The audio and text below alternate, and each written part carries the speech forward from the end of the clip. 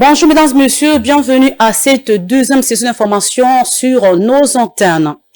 La République démocratique du Congo et la Zambie ont procédé le lundi 27 mars 2023 à la signature d'un accord cadre pour le lancement de l'étude de préfaisabilité de la zone économique spéciale dédiée au projet des chaînes de valeur des batteries des véhicules électriques en République démocratique du Congo. La cérémonie a été présidée par le Premier ministre Jean-Michel Sama Lukonde. Biningali Junior pour plus de détails. 750 000 $ américains, c'est les coûts de l'étude de préfaisabilité de la zone économique spéciale dédiée au projet des chaînes de valeur des batteries et véhicules électriques en République démocratique du Congo. Pour la partie congolaise, cet accord a été signé par le ministre de l'Industrie Julien Paluku et le ministre des Finances Nicolas Kazadi. Côté zambien, c'est le ministre du Commerce et Industrie et celui du Travail qui ont apposé leur signature au bas du document. Les représentants d'Afreximbank et de la CEA, deux partenaires du projet, ont également signé cet accord cadre. Dans son adresse, le Premier ministre Jean-Michel Sama Lukonde s'est dit fier de cette initiative. Une vision qui n'est pas suivie d'action pensée et réfléchie ne peut pas mener à une révolution. Tandis qu'une vision qui n'est pas suivie d'action n'est qu'un rêve. Nous ici, nous sommes dans la matérialisation d'une révolution. Pour sa part, le ministre congolais de l'Industrie, Julien Paluku, a indiqué que l'enjeu est de taille pour la RDC et la Zambie en ces moments où le Parlement européen a levé l'option de mettre un terme à la production des batteries thermiques d'ici 2035. Le Parlement européen a voté une décision de mettre fin à l'utilisation des voitures à moteur thermique d'ici 2035. Donc, plus question d'un véhicule avec moteur à essence ou diesel 2035. Tout sera en batterie. Alors, ces batteries-là seront fournies par qui? Voilà pourquoi nous sommes intéressés par dire non, c'est nous maintenant. Au lieu d'amener en Europe, aux États-Unis et en Chine notre cuivre, notre cobalt, notre lithium dans leur état brut, transformez-les ici pour que nous commencions aussi à vendre les produits qui ont une valeur ajoutée. Pour bien matérialiser ce projet, la RDC et la Zambie, deux grands pays producteurs de cobalt du continent, ont convenu de baliser le terrain en aménageant un vaste espace hors taxe exempté des douanes.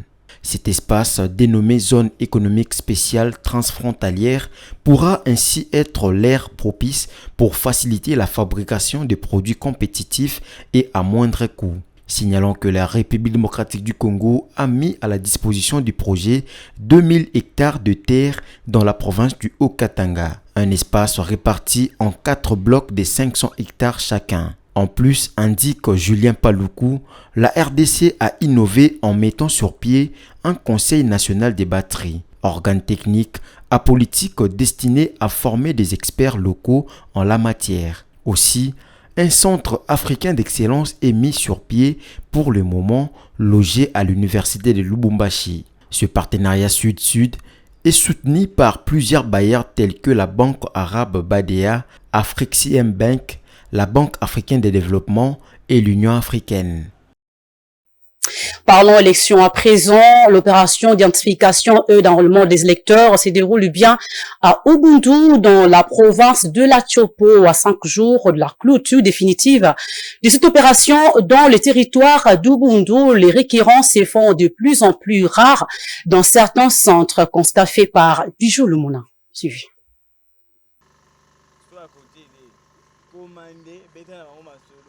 À Ubundu Centre, nous sommes en la province de la Tchopo. Il n'y a qu'un seul centre d'inscription qui fonctionne. Et dans ces seuls centres, les requérants ne se bousculent pas à quelques jours de la clôture de la révision du fichier électoral dans cette partie du pays. Selon quelques habitants de cette contrée, il n'y a pas d'engouement puisque plusieurs personnes ont déjà rempli leurs devoirs civiques.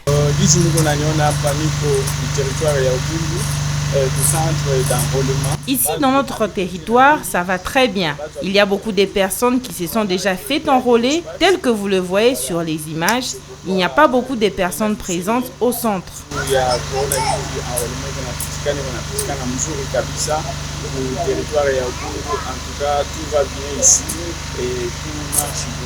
La CENI a lancé l'opération dans le centre il y a près de 40 jours maintenant. Malgré certaines difficultés, l'opération se déroule sans incident. Les habitants de ce coin n'ont pas manqué de saluer le professionnalisme des agents de la CNI.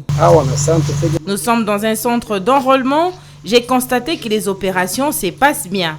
Il n'y a pas eu de panne des machines et les agents de la CNI font leur travail avec professionnalisme. Il est à noter que c'est le 1er avril 2023 que la Commission électorale nationale indépendante va clôturer l'opération d'identification et enrôlement des électeurs dans la 3e ère opérationnelle dans laquelle se retrouve la province de l'Achopo. La CENI a déjà identifié et enrôlé la population au-delà de ses attentes dans cette 3e ère. Entre-temps, la seconde ville de la République démocratique du Congo, dont Lubumbashi, est en proie à une véritable psychose depuis un certain temps. Des tueries d'un genre inconnu font rage dans le quotidien de la capitale mondiale du cuivre. Raison, 5 corps sans vie ont été repêchés dans le canal d'un cours d'eau le dimanche dernier. Qu'est-ce qui se passe-t-il alors? Réponse dans cet élément. Au total, ce sont 5 corps sans vie qui ont été repêchés dans le canal des eaux du ruisseau Naviondu situé au quartier Kilobe et Chine dans la commune de Kampemba dans la ville de Lubumbashi, province du Haut-Katanga, le dimanche 26 mars 2023. Dans l'ordre des faits, 2 premiers corps avaient été retrouvés par les jeunes de ces 2 quartiers de manière tout à fait ordinaire. Très vite, la nouvelle s'est répandue dans la ville pour atteindre le maire de la ville de Lubumbashi, Martin Kazembe, qui s'y est rendu avant la levée de ce corps des eaux. Par la suite, 3 autres corps sans vie avaient été retrouvés dans le même canal des eaux à 2 km du lieu où les 2 premiers ont été ramassés. L'un d'eux en décomposition a été même enterré le même jour. Quelques jours après l'accalmie concernant ces corps sans vie ramassés dans des sacs, la ville de Lubumbashi connaît une autre forme d'insécurité, indique un enseignant et expert en criminologie. Pour information, le 7 février dernier, 8 corps sans vie, dont une femme d'une 30aine d'années, avaient été ramassés dans des sacs dans différentes communes de la ville de Lubumbashi. Jusque-là, aucune suite favorable de la part des autorités compétentes sur les présumés auteurs de ces cas de banditisme urbain dans cette partie de Haut-Katanga n'a été rapportée.